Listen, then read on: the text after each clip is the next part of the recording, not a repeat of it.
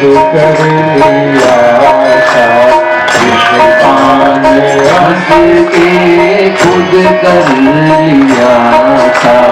पर इसकी ऐसी हो भावना तुम पर, इसकी ऐसी हो भावना तुम करो हमारे जीवन में भरना।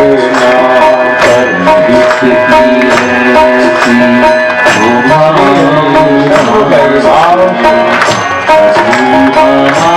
हमारे जीवन में भरना। सत्यं शिवं शरणं तुम्हें हो, हे शिव हमारा उद्धार करे। सत्यं शिवं शरणं तुम्हें हो, हे शिव हमारा उद्धार करना। हे शिव हमारा उद्धार करना। हे शिव हमारा उद्धार करना। हे शिव हमारा कल्याण करना। हे शिव हमारा कल्याण करना। हे शिव हमको सद्बुद्धि देना। हे शिव हमको सद्बुद्धि देना। सत्यं शिवं सुंदरं तुम्हें, हे शिव हमारा उद्धार करना। सत्यं शिवं सुंदरं तुम्हें, हे शिव हमारा उद्धार करना। तुम्हें जगत के परमात्मा हो, तुम्हें जगत के परमात्मा हो, तुम्हें जगत के परमात्मा हो, तुम्हें जगत के परमात्मा हो। तुम्हें हमारी ही आत्मा हो, तुम्हें हमारी ही आत्मा हो। हे हम भोले कभी विधाता, ये हम भोले कभी विधाता। ये भव सिंधु हमको हे पार करना। हे हम भोले कभी विधाता, भव सिंधु हमको है पार करना। नमः शिवाय, नमः शिवाय, नमः शिवाय, नमः शिवाय, नमः शिवाय, नमः शिवाय, नमः शिवाय, नमः शिवाय, नमः शिवाय, नमः शिवाय, नमः शिवाय, नमः शिवाय। हरे हरे बोले नमः शिवाय, ओम नमः भोले नमः शिवाय। हरे हरे बोले नमः शिवाय, ओम नमः भोले नमः शिवाय। ओम नमः शिवाय, नमः शिवाय, नमः शिवाय, नमः शिवाय। ओम नमः शिवाय, नमः शिवाय, नमः शिवाय, नमः शिवाय, नमः शिवाय, नमः शिवाय।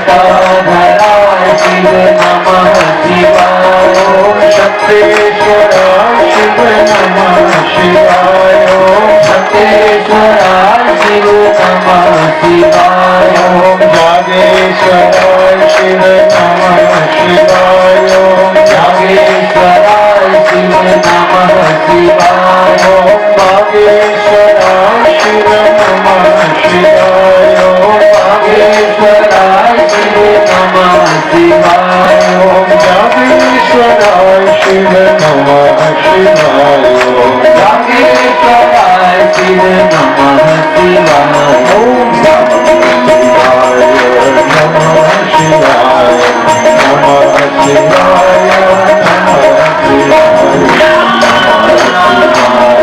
नमः शिवाय नमः शिवाय। हम भोले नमः शिवाय। ओम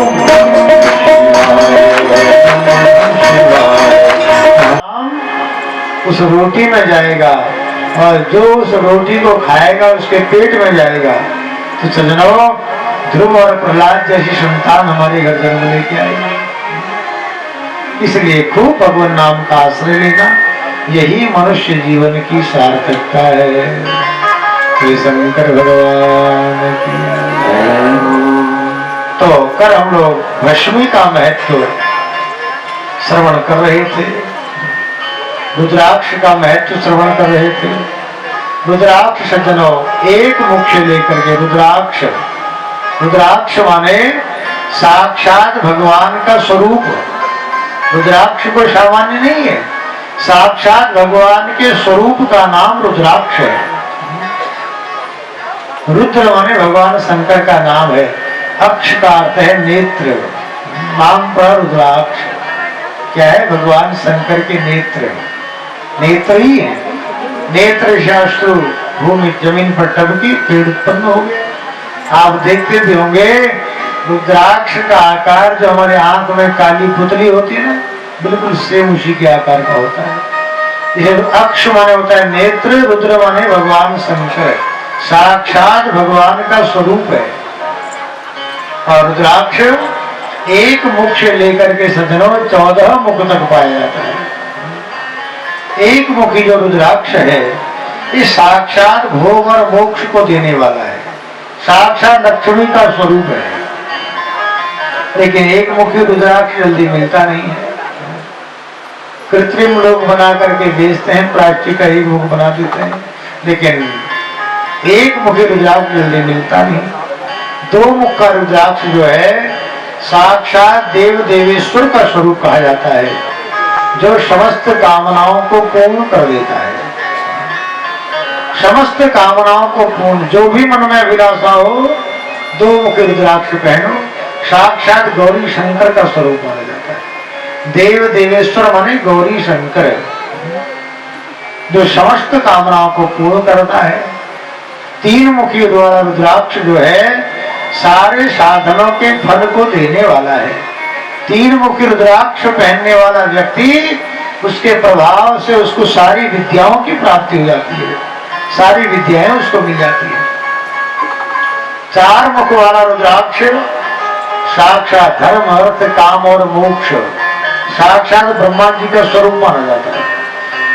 चार मुखी रुद्राक्ष को धारण करने वाला व्यक्ति धर्म अर्थ काम और मोक्ष चारों पुरुषार्थों को प्राप्त कर लेता है।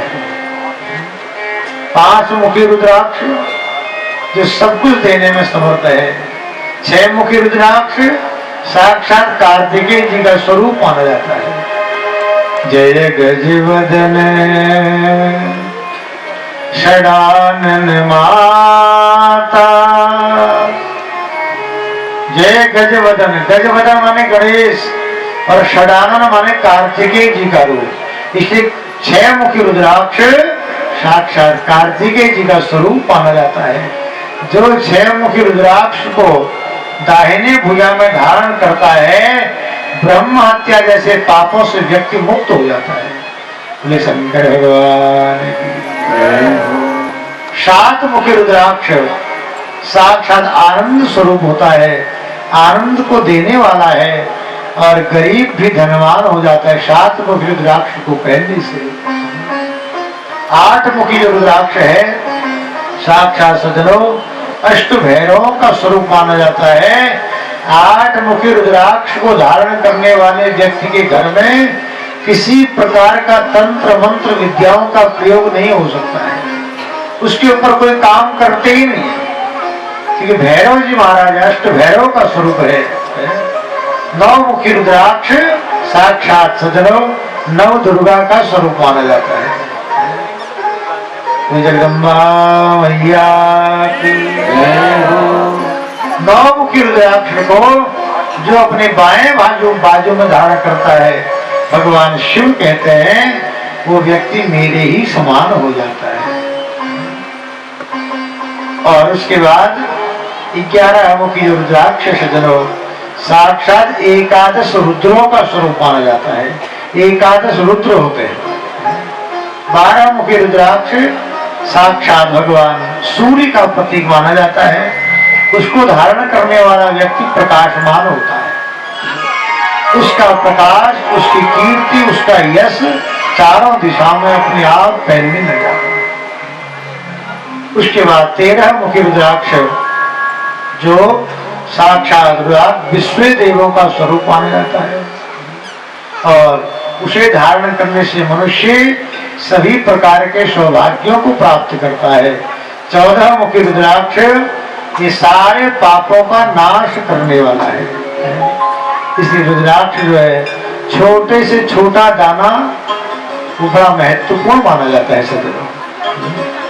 तुलसी बड़ा से बड़ा दाना महत्वपूर्ण और रुद्राक्ष सबसे छोटा दाना बड़ा महत्वपूर्ण।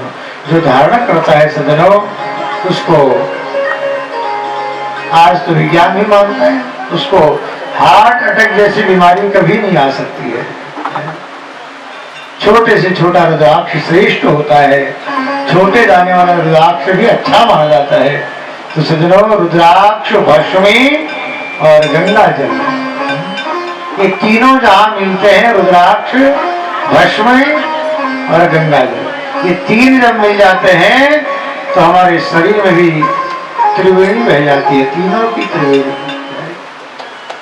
तो रुद्राक्ष भस्म और गंगा ये तीन हमारे शरीर में जब हम लोग पहनते हैं धारण करते हैं भस्मी लगाते हैं जैसे गंगा यमुना सरस्वती का वास उस व्यक्ति के शरीर में माना जाता है।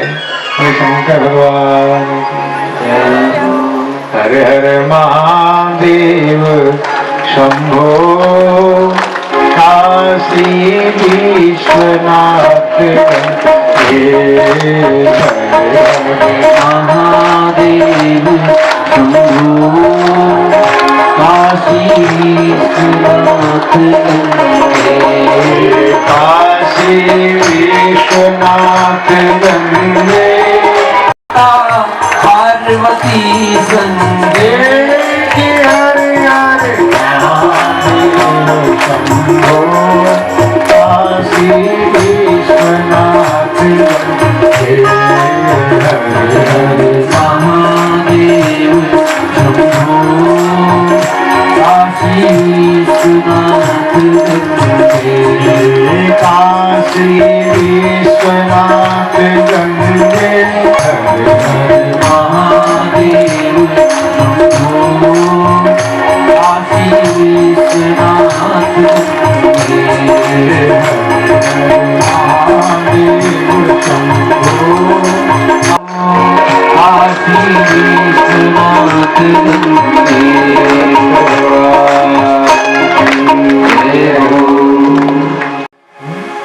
शुद्ध भारतीय वैदिक जिसमें वेद लक्षणा जो गाय हो गोत्र जिसमें घटित हो ऐसी गाय के गोबर का जो कंडा है उसको जला करके जो उसकी भस्मी हो सर्वोत्तम मानी जाती है। दूसरा है यज्ञ से बची हुई और तीसरा है वेद मंत्रों से तैयार की गई भस्मी। अग्निति भस्म वायुरिति भस्म और वायोरिति भस्म तीन प्रकार के भस्मी मानी जाती है। भस्मी में त्रिपुंड हम समस्त को धारण करते हैं। त्रिपुंड में 3 रेखाएं हैं, कल आपको बताया। 3 रेखाओं का अभिप्राय क्या है? 3 रेखा क्यों, 4 क्यों नहीं? 3 रेखा माने सृष्टि के मूल 3 देवता है, ब्रह्मा, विष्णु और महेश। तीनों का प्रतीक त्रिपुंड कहलाता है। त्रिपुंड में 3 गुण हैं, सत्व, रज और तम। क्या 3 काल है, वर्तमान, भूत और भविष्य। 3 अवस्थाएं हैं, जागृत, स्वप्न और सुषुप्ति। 3 कर्म है, प्रारब्ध, संचित और क्रियमाण। त्रिपुंड शिव को बिल्व पत्र भी इसलिए चढ़ता है, उसमें 3 पत्तियां हैं। बिल्व पत्र में भी 3 पत्तियां, लेकिन अभी परसों और शिव पुराण में लिखा है कि 3 पत्ती वाला 100 पत्ते और 4 दल वाली 1 पत्ती एक समान है। 4 दल वाली 1 पत्ती भोलेनाथ को चढ़ाओ, चाहे 3 दल वाली 100 पत्ती चढ़ाओ, एक समान है। तो इसलिए वहां तो 4-4, 5-5 पत्ते भी देखे, हम भी पहली बार देखे। तो 3 पत्ते हैं, इसलिए कहा गया है खंडई बिल्व पत्रैश्च पूजयेत् शिव शंकर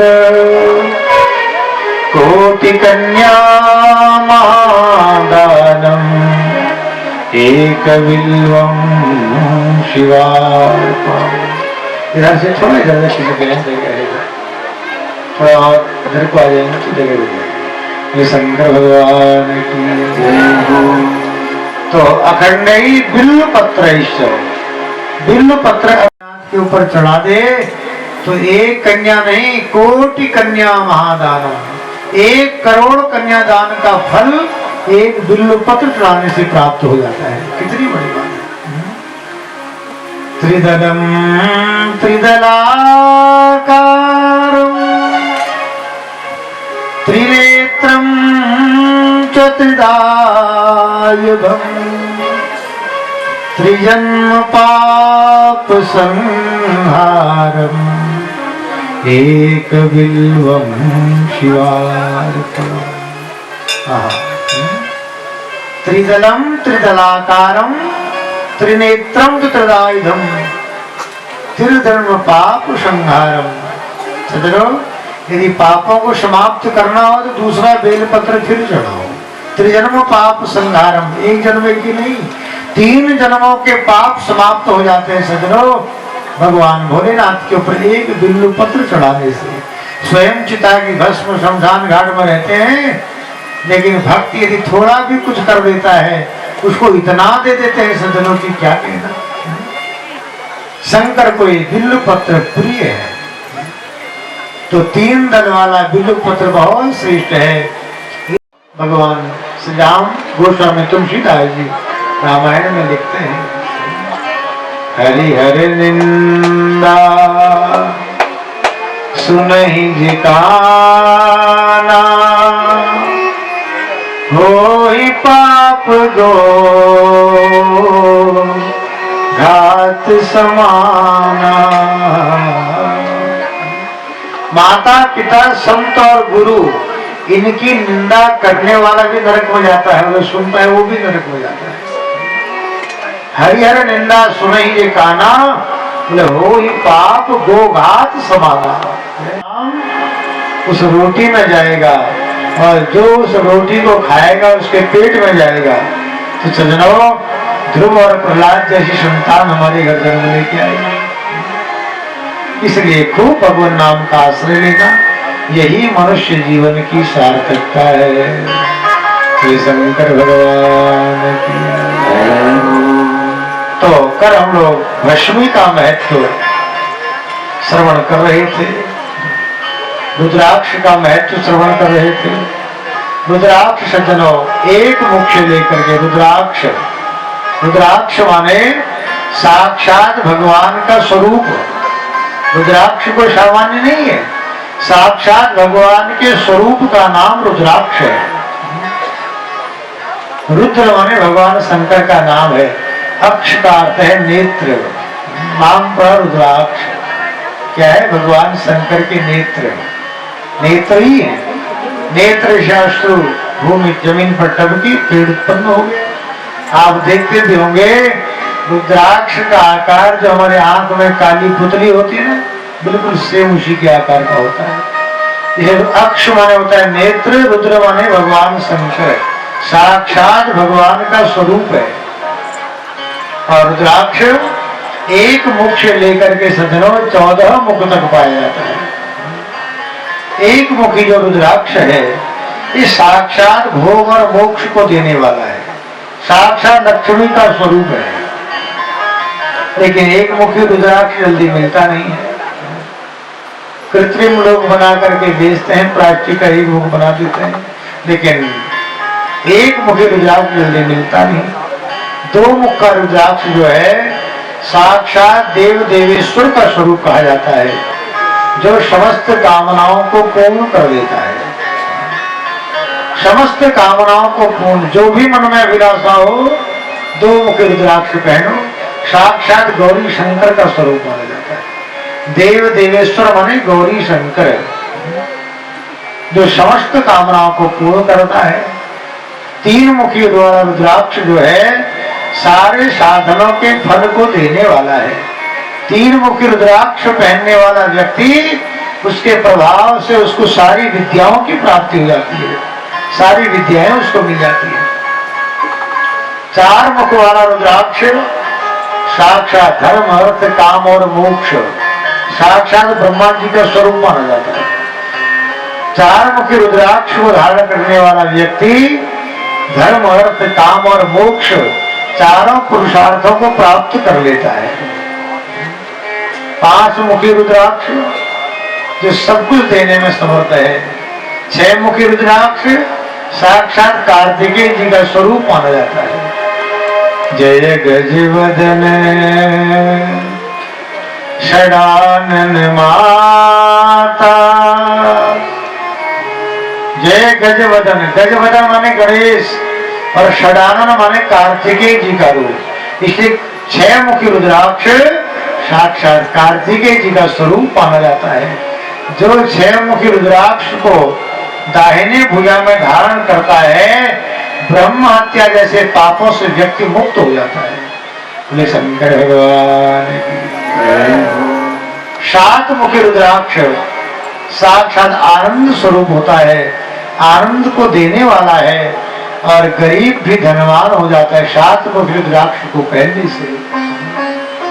आठ मुखी जो रुद्राक्ष है साक्षात सज्जनों अष्ट भैरवों का स्वरूप माना जाता है। आठ मुखी रुद्राक्ष को धारण करने वाले व्यक्ति के घर में किसी प्रकार का तंत्र मंत्र विद्याओं का प्रयोग नहीं हो सकता है, उसके ऊपर कोई काम करते ही नहीं, क्योंकि भैरव जी महाराज अष्ट भैरव का स्वरूप है। नौ मुखी रुद्राक्ष साक्षात सज्जनों नव दुर्गा का स्वरूप माना जाता है। जगदम्बा मैया की जय हो। नौ मुखी रुद्राक्ष को जो अपने बाएं बाजू में धारण करता है, भगवान शिव कहते हैं वो व्यक्ति मेरे ही समान हो जाता है। और उसके बाद 11 मुखी रुद्राक्ष सज्जनों साक्षात एकादश रुद्रों का स्वरूप माना जाता है। एकादश रुद्र होते हैं। 12 मुखी रुद्राक्ष साक्षात भगवान सूर्य का प्रतीक माना जाता है। उसको धारण करने वाला व्यक्ति प्रकाशमान होता है। उसका प्रकाश, उसकी कीर्ति, उसका यश चारों दिशा में अपने आप फैलने लग जाता है। उसके बाद 13 मुखी रुद्राक्ष जो साक्षात रुद्राक्ष विश्व देवों का स्वरूप माना जाता है और उसे धारण करने से मनुष्य सभी प्रकार के सौभाग्यों को प्राप्त करता है। 14 मुखी रुद्राक्ष ये सारे पापों का नाश करने वाला है। इसलिए रुद्राक्ष जो है छोटे से छोटा दाना वो बड़ा महत्वपूर्ण माना जाता है। सज्जनों तुलसी बड़ा से बड़ा दाना महत्वपूर्ण और रुद्राक्ष सबसे छोटा दाना बड़ा महत्वपूर्ण। जो धारण करता है सज्जनों उसको आज तो विज्ञान भी मानता है, उसको हार्ट अटैक जैसी बीमारी कभी नहीं आ सकती है। छोटे से छोटा रुद्राक्ष श्रेष्ठ होता है, छोटे दाने वाला रुद्राक्ष भी अच्छा माना जाता है। तो सज्जनों, रुद्राक्ष, भस्मी और गंगा जल, ये तीनों जहां मिलते हैं, रुद्राक्ष, भस्म और गंगा जल, ये तीन जब मिल जाते हैं तो हमारे शरीर में भी त्रिवेणी बह जाती है, तीनों की त्रिवेणी। तो रुद्राक्ष, भस्म और गंगा, ये तीन हमारे शरीर में जब हम लोग पहनते हैं, धारण करते हैं, भस्मी लगाते हैं, जैसे गंगा, यमुना, सरस्वती का वास उस व्यक्ति के शरीर में माना जाता है। हरे शंकर भगवान, हर हर महादेव शंभो, काशी विश्वनाथ, महादेव शंभो, काशी विश्वनाथ, काशी विश्वनाथ गंगे,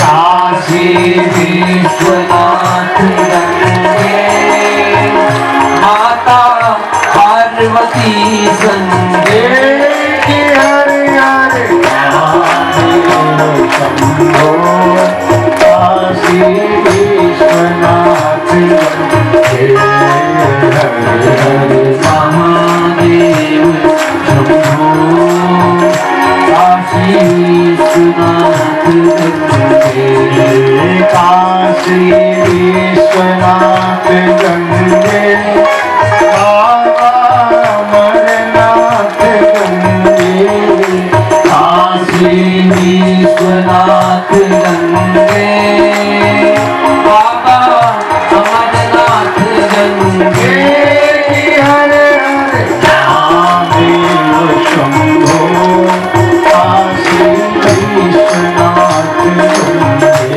हरे हरे महादेव शंभो, काशी विश्वनाथ गंगे, महादेव शंभो, काशी विश्वनाथ गंगे।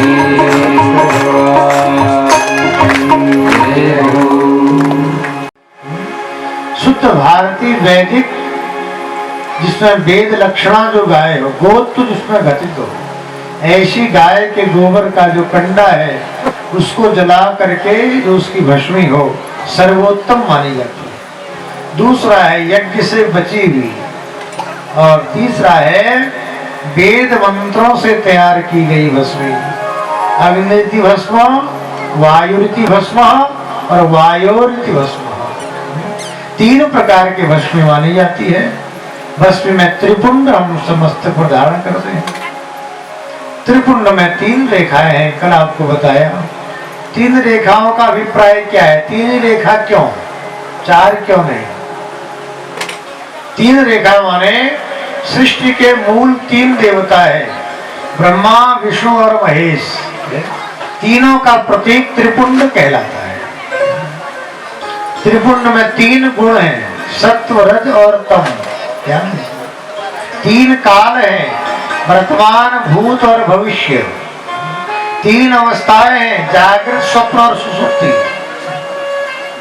तीन कर्म हैं, प्रारब्ध, संचित और क्रियमाण। त्रिपुंड शिव को बिल्व पत्र भी इसलिए चढ़ता है, उसमें तीन पत्तियां हैं। बिल्व पत्र में भी तीन पत्तियां, लेकिन अभी परसों और शिव पुराण में लिखा है कि तीन पत्ती वाला 100 पत्ते और 4 दल वाली एक पत्ती एक समान है। 4 दल वाली एक पत्ती भोलेनाथ को चढ़ाओ, चाहे 3 दल वाली 100 पत्ती चढ़ाओ, एक समान है। तो इसलिए वहां तो 4-4, 5-5 पत्ते भी देखे, हम भी पहली बार देखे। तो 3 पत्ते हैं, इसलिए कहा गया है खंडई बिल्व पत्रैश्च पूजयेत् शिव शंकर कोटि कोटि कन्या महादानम एक बिल्वम शिवार्पणम। इधर से थोड़ा इधर से थोड़ा और इधर को आ जाएंगे तो जगह मिलेगी। ये शंकर भगवान की जय हो। तो अखंड ही बिल्व पत्र बिल्व पत्र के ऊपर चढ़ा दे तो एक कन्या नहीं, कोटि कन्या महादान, 1 करोड़ कन्यादान का फल एक बिल्व पत्र चढ़ाने से प्राप्त हो जाता है। कितनी बड़ी बात है।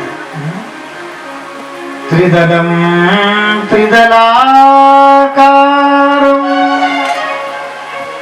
त्रिनेत्रम च त्रिदायुधम त्रिजन्म पाप संहारम एक बिल्वम शिवार्पणम। त्रिदलम त्रिदलाकारम त्रिनेत्रम त्रिदायुधम त्रिधर्म पाप संहारम। सजनो, यदि पापों को समाप्त करना हो तो दूसरा बेलपत्र फिर चढ़ाओ। त्रिजन्म पाप संहारम, एक जन्म की नहीं 3 जन्मों के पाप समाप्त हो जाते हैं सजनो भगवान भोलेनाथ के ऊपर एक बिल्व पत्र चढ़ाने से। स्वयं चिता की भस्म शमशान घाट में रहते हैं, लेकिन भक्त यदि थोड़ा भी कुछ कर देता है उसको इतना दे देते हैं सज्जनों की क्या कहना। शंकर को ये बिल्व पत्र प्रिय है, तो 3 दल वाला बिल्व पत्र बहुत श्रेष्ठ है। भगवान श्री राम गोस्वामी तुलसीदास जी रामायण में लिखते हैं, हरि हरि निंदा सुनहि जिकाना होई पाप दो घात समाना। माता पिता संत और गुरु इनकी निंदा करने वाला भी नरक में जाता है, वो सुनता है वो भी नरक में जाता है। हरिहर निंदा सुनहि जे काना, बोले हो ही पाप गो घात समाना। गौ हत्या के बराबर पाप लगता है जो हरि गुरु और हर इनकी निंदा को सुनता है। हर माने शिव, हरि माने विष्णु और गुरु माने गुरु ब्रह्मा गुरु विष्णु गुरुदेवो महेश्वर। गुरु तीनों ही है, तो इसलिए इनकी निंदा नहीं करनी चाहिए। तो सज्जनों, इसके बाद बिल्व पत्र रुद्राक्ष और भस्मी का ये महत्व आपने जो श्रवण किया है, बहुत ये भी कोई न कर सके तो मानसिक पूजा करे। रत्नई कल्पित वासनम हिम जलई स्नानं च दिव्यांबरम नानारत्न विभूषितं मृगमदा मोदांकितं चंदनम जाति चंपक बिल्व पत्र रचितम पुष्पम च दीपम तथा। ये मानसिक पूजा है।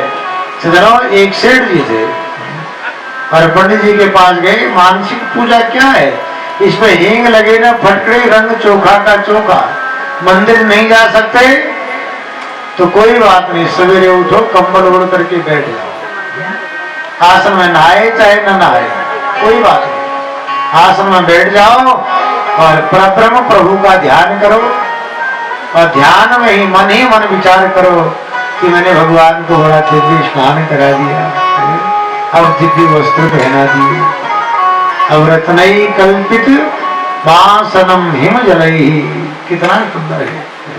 रत्नों से जड़ित सिंहासन पर मैंने ठाकुर को बैठा दिया है, गंगा जल से स्नान करा दिया है, नाना रत्न विभूषितम मृगमदा मोदांकितम चंदनम। क्या जाति चंपक बिल्व पत्र रचितम, चंपा है, मालती है, चंपा है, चमेली है, इन सब के पुष्पों को अर्पित कर दिया है। शेर जी ने यही पंडित जी से पूछा, महाराज बड़ा कंजूस था सेठ जी। और पंडित जी से पूछा, महाराज ऐसी पूजा बताओ कि जिसमें मेरा 1 रुपया भी खर्च ना हो और फल पूरा ही नहीं जाए। कहा महाराज बिल्कुल मानसिक पूजा करो। कैसे करें? बोले आसन पर बैठ जाओ, बिना नहाए धोए बैठ जाओ, कोई बात नहीं, और नहा धो करके मन से भगवान की पूजा करो। शेठ जी ने वही किया। घर आए, बरसों तक पूजा किया और रोज भगवान को गंगा जल से स्नान कराते, फिर वस्त्र पहनाते, चंदन लगाते, तिलक लगाते, मालती, चंबा, गुलाब, बढ़िया दिव्य दिव्य पुष्पों से भगवान के सिंहासन को सब कुछ सजाते। फिर भगवान को कभी दूध का, कभी दही का, कभी भोजन का भोग लगाते। आज सेठ जी ने भगवान को दूध का भोग लगाया और फिर भगवान के आगे मानसिक रूप में दूध रखा। अब सेठ जी सोच रहे थे दूध में चीनी मिला दूं। चीनी थोड़ा डालना चाहते थे, लेकिन मुट्ठी पूरी खुल गई, सारी चीनी दूध में गिर गई। अब तो मन ही मन पंडित जी बेचारे सेठ जी परेशान हो गए। क्या करें क्या करें, चीनी ज्यादा गिर गई, 1 चम्मच डालनी थी 4 चम्मच गिर गई। इसी वहां में लगे रहे। अब निकालो भी तो कैसे निकालो, दूध में घुल गई है। मन ही मन सोचते ऐसे निर्णय पर पहुंचे। सोचा कि निकालो तो कैसे निकालो, सारी चीनी दूध में गिर गई, सारी चीनी बर्बाद हो गई। यही मन में विचार करते करते सोचा कि चलो यार कोई बात, थोड़ा निकाल ही लेते हैं। ऐसे हाथ डालने वाले थे, मन से ठाकुर जी ने हाथ पकड़ लिया। शंकर भगवान ने हाथ पकड़ लिया। सेठ जी क्या कर रहे हो? कब आंख खोल करके देखा, अरे सेठ जी ये तो मानसिक पूजा है। लेकिन सेठ को मानसिक पूजा करके आज साक्षात गोविंद का दर्शन हो गया। कृष्ण भगवान। ऐसे भगवान श्रीमन नारायण ने भी सोचा गुरु मंत्र तो मिल गया, तो लेकिन जो माताएं बाद में आ रही ना पीछे बैठ गए, आगे आने का फिर प्रयास न करें, क्योंकि इधर से सब माताएं रास्ता घेर के बैठ जाओ, कोई दिक्कत नहीं। इधर आगे कोई नहीं है, जो आएगा कथा के बाद आएगा। कमल के पुष्पों से रोज भगवान की आराधना करती, उपासना करती। 1000 कमल पुष्पों से भगवान की पूजा करते थे। और जो व्यक्ति कमल के पुष्पों से भगवान को एक एक नाम से एक एक कमल पुष्प चढ़ाता है, उसके घर में लक्ष्मी की कभी कमी नहीं रहती है। इसलिए तो नारायण के चरण दबाती है लक्ष्मी। भगवान शंकर की आराधना करते हैं रोज 1000 कमल पुष्पों से। एक दिन की बात है, भगवान भोलेनाथ ने सोचा क्यों ना आज हम नारायण की परीक्षा ले लें। नारायण की परीक्षा ले लें, क्योंकि सज्जनों हम लोग बाजार में जाते हैं, आप सोचे भगवान परीक्षा क्यों लेते हैं? क्यों नहीं लेंगे। हम लोग बाजार में जाते हैं, 20 रुपए का टमाटर लेते हैं तो एक एक को हाथ लगा के देखते हैं, कहीं खराब तो नहीं, सड़ा तो नहीं। तो 20 रुपए के टमाटर को जो हम एक एक हाथ लगा के देखते हैं, और भगवान जब हमें अपनाएंगे तो ऐसे थोड़ी अपनाएंगे, वो भी ठोक पीट के परीक्षा लेंगे। बैठे वहीं बैठ जाओ, आगे मत बैठे वहीं बैठो। तो भगवान श्रीमन नारायण भी 1000 कमल पुष्पों से भगवान की नित्य आराधना करते थे। जो सामग्री लाए हैं उसको अपने पास रख लें, और जब कथा पूरी हो जाए तो आगे। तो क्योंकि आप आगे आते हैं, लोग बड़े ध्यान से कथा सुनते हैं, फिर आपका पैर भी ठोकर उनके घुटनों को लगती है, डिस्टर्ब होता है। हमें कोई डिस्टर्ब नहीं, आपको डिस्टर्ब होता है।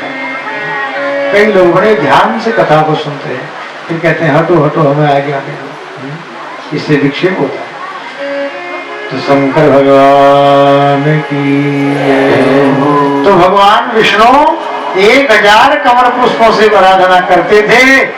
तो एक दिन सज्जनों भगवान शंकर जी ने सोचा क्यों ना आज मैं नारायण की परीक्षा ले लूं।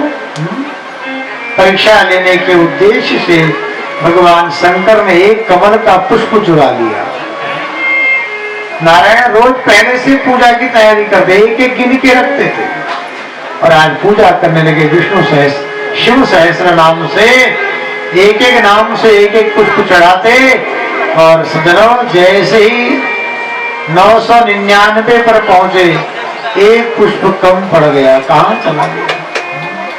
ढूंढते रहे, नीचे ढूंढा, ऊपर ढूंढा, हे प्रभु कहां चला गया? बहुत देर तक ढूंढते रहे और जब नहीं मिला तो सज्जनों, भगवान श्रीमन नारायण चाहते तो संकल्प से कमल का पुष्प वहीं पर उपस्थित कर देते। उनके संकल्प से क्या न हो जाए, और किसी भी सेवक से कहते कि भैया जाओ एक कमल का पुष्प और ले आओ, लेकिन नहीं किया। जानते थे, समझते थे। क्या हुआ? एक पुष्प कमल कम पड़ गया तो नारायण ने सोचा कि लोग मुझे कमल नयन भी कहते हैं, मेरा नाम कमल नयन भी है। कमल नयन माने जिनके नेत्र कमल के समान, उनको कमल नयन कहते हैं। क्यों ना, एक पुष्प कम पड़ गया तो कौन सी बड़ी बात है? भगवान ने मुझे दो दो कमल जैसे नयन दे रखे हैं। एक नेत्र यदि मैं भगवान शंकर को चढ़ा दूंगा तो मेरा नेत्र भी सफल हो जाएगा, मेरे भोले बाबा को चढ़ जाएगा। तो श्रीमन नारायण ने विचार किया कि एक नेत्र कम पड़ गया तो कोई बात नहीं, किसी से न मंगाया न संकल्प से उत्पन्न किया, सेवक से चाकू मंगाया, बेटा एक चाकू लेके आओ। और सोचा लोग कमल नयन कहते हैं, अपने नेत्र ही भगवान शिव को चढ़ा देते हैं। जैसे चाकू को आंख में डालना चाहते, नेत्र को निकालने के लिए, ऐसे भोले बाबा उपस्थित होकर के नारायण का हाथ पकड़ लिया। बोले श्रीमन नारायण भगवान, नारायण का हाथ पकड़े। नारायण जी ये क्या कर रहे हो? प्रभु क्यों रोक दिया? ये नेत्र आपको चढ़ जाता तो सफल हो जाता, भगवान क्यों रोक लिया आपने? भगवान शिव ने कहा, नारायण तुम्हारी ये जो लीला है ये भक्ति की चरम सीमा को भी लांघ करके पार कर जाती है। भक्ति और प्रेम की जो सीमा है, आज तुम्हारा प्रेम सीमा का भी उल्लंघन कर गया। इतना प्रेम तुम्हारे भीतर है हमारे प्रति। तो सज्जनों, भगवान शंकर ने तुरंत उनको रोका, और रोक करके नारायण ने कहा, क्यों रोक दिया भगवान? चढ़ जाता तो सुदर्शन है, मेरा नेत्र आपको चढ़ जाता, सफल हो जाता। श्रीमन नारायण शंकर जी ने नारायण को ऐसे आशीर्वाद दिया। बोले शंकर भगवान की। तो सज्जनों, ये भक्ति की सीमा है। नारायण जी भगवान के शरणों में गिर पड़े। मेरे भोले के दरबार में सब लोगों का खाता है, बाबा के दरबार में सब लोगों का खाता। मेरे शंकर के दरबार में सब लोगों का खाता। मेरे शंकर के दरबार में सब लोगों का खाता। जिसने जैसा कर्म किया है वैसा ही फल पाता। जिसने जैसा कर्म किया है वैसा ही फल पाता। मेरे बाबा के दरबार में सब लोगों का खाता। मेरे बाबा के दरबार में सब लोगों का खाता। मेरे शंकर के दरबार में सब लोगों का खाता। मेरे शंकर के दरबार में सब लोगों का खाता।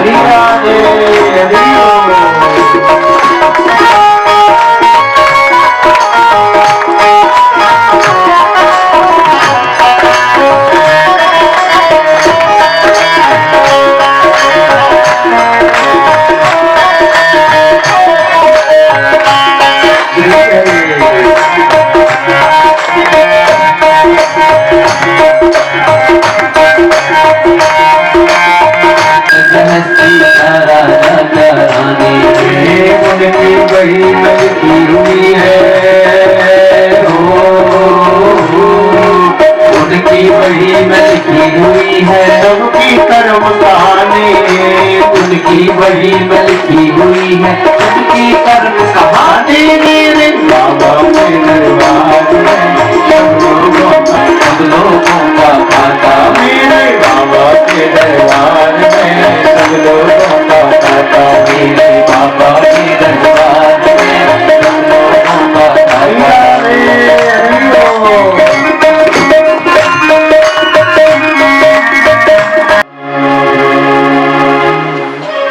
तो सौनक आदि ऋषि सूची महाराज से कहते हैं, शंकर सहजे स्वरूप सवारा, लागी समाधि अखंड अपारा। तो सौनक आदि ऋषियों ने सूत जी से कहा कि भगवान शंकर की पूजा और उनके आयुध, उनके स्वरूपों का आपने वर्णन किया, सुन करके मन प्रसन्न हुआ।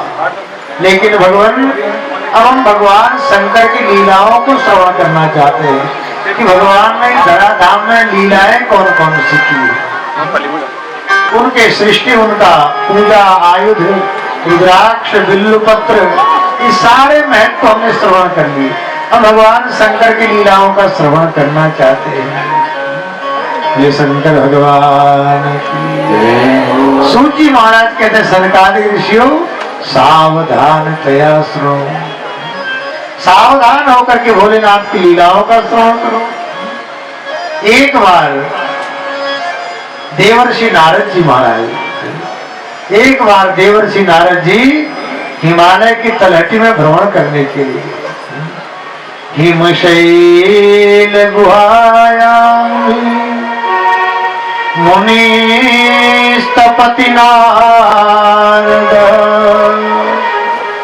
मनसो उद्दिश्य विश्वेशं महासंयमवान्द्र हिमशैल गुहायां मुनिस्तपति नारद मनसोद्दिश्य विश्वेशं महासंयमवान्द्र। तो नारद जी महाराज एक बार हिमालय की तलहटी में, हिमालय के किनारे, गंगा के किनारे हिमालय की तलहटी में भ्रमण कर रहे थे। भ्रमण कर रहे थे, उनको एक गुफा नजर आई। नारद जी ने गुफा को देखा। गुफा जैसी देखा तो सज्जनों, संसार के दो प्राणी एकांत चाहते हैं, योगी और भोगी। योगी योगाभ्यास के लिए एकांत चाहता है और भोगी भोगों को भोगने के लिए एकांत चाहता है। तो सज्जनों, अब तो ये दिव्य हिमालय की तलहटी और कलकल करती मां गंगा की परम पावन धारा और गंगा के तट पर दिव्य गुफा योगी के मन में योगाभ्यास को जगाता है और ऐसा स्थल भोगी के मन में भोगों को जगाता है। योगियों के मन में समाधि को जगाता है। देवर्षि नारद जी ने जब देखा तो शांत स्थान देखा, मन में कामना जगी कि इसी गुफा में भी कुछ समय तक प्रभु का ध्यान कर लिया जाए तो कितना बड़ा हमारा सौभाग्य नहीं होगा। मैंने पहले ही बताया, कुछ न करने से पाठ करना श्रेष्ठ, पाठ की अपेक्षा जप करना श्रेष्ठ है और जप की भी अपेक्षा ध्यान करना श्रेष्ठ है। ध्यान में जितना आनंद है उतना संसार में कहीं नहीं है। भगवान शंकर, शंकर सहजे, कितनी लंबी समाधि लगाते हैं भोले बाबा, और समाधि में अंदर चले जाते हैं, फिर बाहर आने का मन ही नहीं करता, इसलिए भीतर ही रहते हैं। वर्षों बीत जाते हैं, कितने बोले बीते संबत सहस्र शतासी करी समाधि शंभो विनाशी। बीते संवत सहस्र शतासी, 87,000 वर्ष की भगवान शंकर समाधि लगाते हैं। हमारी कुल उम्र ही 100 साल की है, उसमें 50 साल सोने में चला गया, 50 साल हमारे पास बचता है, और जो दिन में सोता होगा वो तो 50 साल भी नहीं है। रात्रि सोने में चली गई और दिन हमारा काम धंधों में चला गया। 80 साल कब बीत गया पता ही नहीं चला, जीवन की शाम हो गई। पार्क में घूमने के लिए गया, 80 साल में डॉक्टर ने कहा डायबिटीज हो गया, घूमने जाना पड़ेगा। तो एक दिन ऐसी पार्क में घूम रहा था, सिगरेट पीने का शौक था, हाथ में सिगरेट, और पार्क में घूम रहा था। पार्क में घूमते घूमते सजनों, केले के छिलके में पैर फिसला, सिर में चोट लगी, हाथ से सिगरेट छूट गई, पर सिगरेट जलती रही, स्वयं बुझ गया। हो गई जीवन की शाम। तो क्षणभंगुर जीवन की कलिका, कर प्रात को जान खिली न खिली। रात को जब सो ना, तो भगवान से प्रार्थना करो और इसी भाव में सो जाओ कि भगवान यदि उठ गए तो आपकी कृपा, यदि न भी उठ पाए तो अपने चरणों में स्थान प्रदान कर देना। यही कह करके शाम को शयन करो। जो आसन पर बैठो ना सोने के लिए, बिस्तर हमारे यहाँ नहीं कहते, हमारे आसन, साधुओं के आसन शब्द का प्रयोग होता है। तो आसन पर जब बैठो सोने के लिए, तो कहो प्रभु अब हम निद्रावस्था में जा रहे हैं, कल सवेरे जग गए तो सूर्योदय देख लेंगे, और नहीं जग पाए तो अपने चरणों में स्थान प्रदान कर देना। और जब उठ जाओ, माना जगे, दोबारा सूर्योदय दिख गया, तो भगवान का शुक्रिया अदा करें। इसलिए हमारे वैदिक हिंदू सनातनी परंपरा में प्रातः और सायं पूजा का यही महत्व है। प्रातः पूजा हम इसलिए करते हैं, भगवान का शुक्रिया अदा करते हैं, और रात को पूजा इसलिए करते हैं कि प्रभु जग गए तो आपकी कृपा, न जग पाए तो अपने चरणों में स्थान दे देना। इसलिए शाम को भगवान का ध्यान करते हैं, वे शंकर भगवान। इसलिए सायंकाल और प्रातः भगवान की आराधना उपासना अवश्य करो। तो चलो, काम तो जिंदगी भर लगे ही रहेगा, जब तक रहेगी जिंदगी फुर्सत न होगी काम से, कुछ समय ऐसा निकालो प्रेम कर लो राम से। काम तो जिंदगी भर रहेगा, लेकिन सजन कुछ समय के लिए भीतर प्रवेश करो। भीतर माने कि ठाकुर जी के साथ, बस और कोई ना हो। यहाँ तो ऐसी व्यवस्था नहीं, हम तो प्लेन शो में कहते हैं भाई जो लोग पैसे वाले हैं तो अपने घर में अपना जो मकान बनाओ ना, तो एक कमरा ऐसा बनाओ जिसमें कोई भी न रहे। सिर्फ उसमें कभी कभी जाओ, कभी कभी नहीं, रोज जाओ, और 5 मिनट के लिए सारे संसार को भूल करके अपने आप से प्रश्न करो, कस्तुम को हम, मैं कौन हूं, क्यों संसार में आया था, आज दिन भर मैंने क्या किया। काशी विश्वनाथ गंगे, बाबा अमरनाथ गंगे, काशी विश्वनाथ गंगे, बाबा अमरनाथ गंगे, हरे हरे महादेव शंभो, काशी विश्वनाथ गंगे, विश्वनाथ गंगे, श्री राधे हरि बोल। सब लोग मुझे बताइए, शंकर भगवान की जय हो।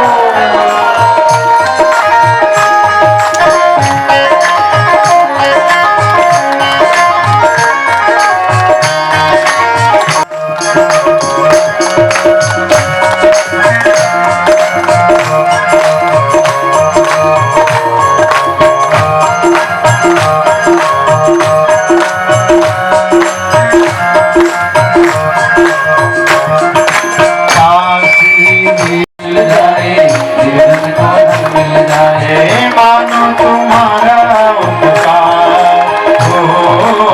मानो तुम्हारा उपकार, प्रभु मेरी पूजा करो स्वीकार, मेरी पूजा करो स्वीकार। गुरु मंगलम गुरुपाद मंगलम, शिव मंगलम शिव नाम मंगलम, गुरु मंगलम गुरुपाद मंगलम, शिव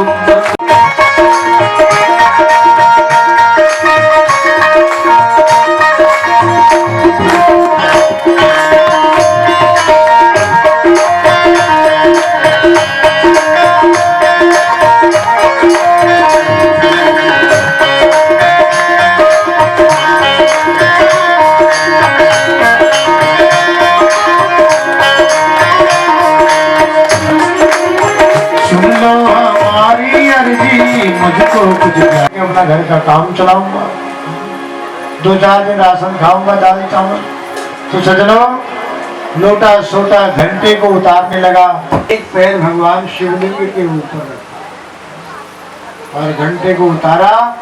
जैसे घंटे को उतारने को तैयार हुआ, ऐसे शिवलिंग में से भोले बाबा प्रकट हो गए। शंकर भगवान अब तो ये डर के मारे कांपने लगा। भगवान भोलेनाथ के चरणों में गिरा, प्रभु गलती हो गई, अपराध हो गया। भगवान शंकर ने कहा, भक्तराज क्या अपराध? प्रभु मुझे पता नहीं था, जानकारी नहीं थी, घर में खाने के लिए कुछ नहीं है, इसलिए सोचा घंटे को उतारना। भगवान गलती हो गई।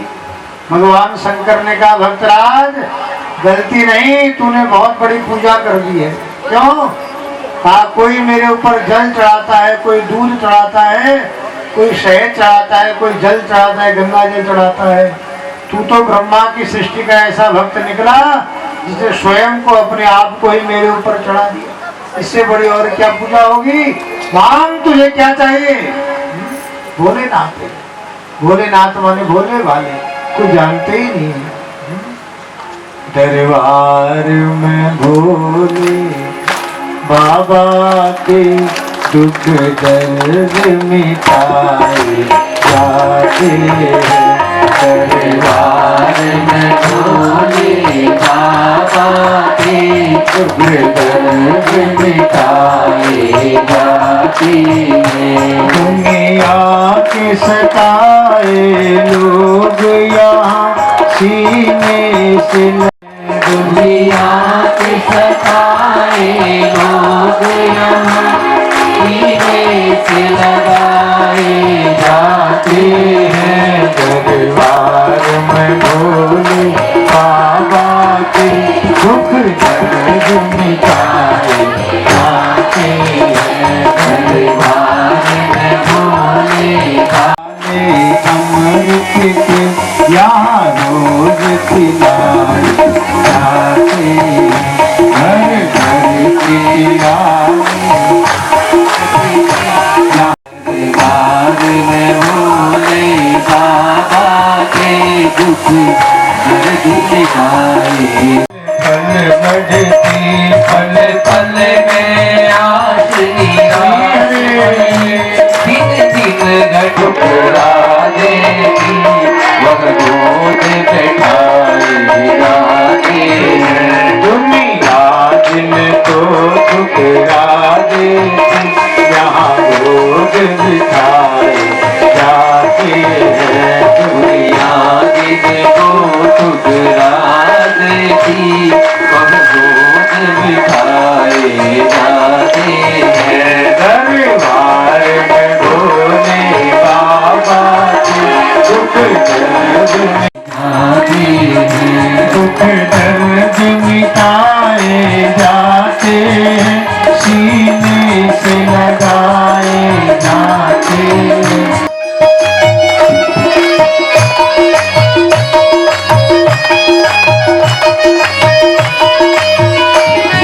बखान क्या करूं मैं लाखों के ढेर का, बखान क्या करूं मैं लाखों के ढेर का।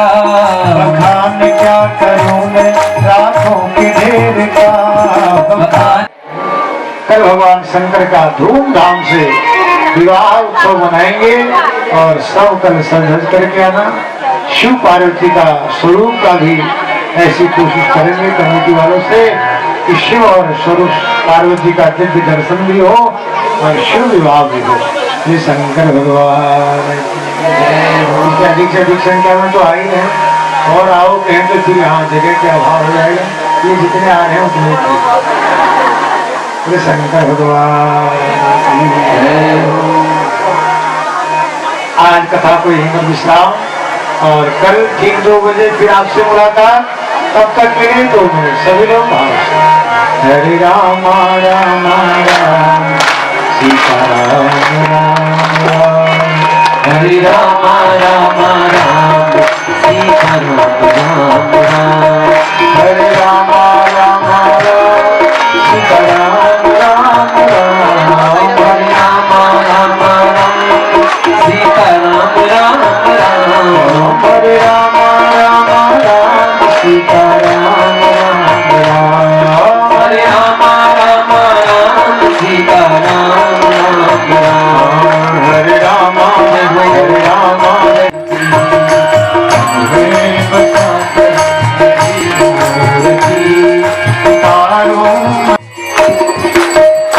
तुझसे क्या मैं यही सोचो भगवान, जिंदगी जब तेरे नाम कर दी अर्पण।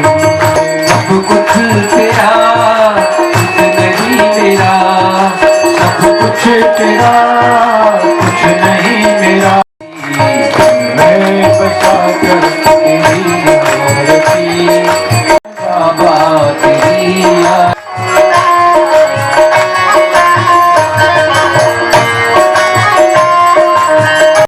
मैं बसा कर तेरी मूर्ति, उतारो मैं बाबा तेरी आरती। मैं बसा कर तेरी मूर्ति, उतारो मैं बाबा तेरी आरती। उतारो मैं बाबा तेरी आरती। त्वमेव माता च पिता त्वमेव, त्वमेव बन्धुः च सखा त्वमेव, त्वमेव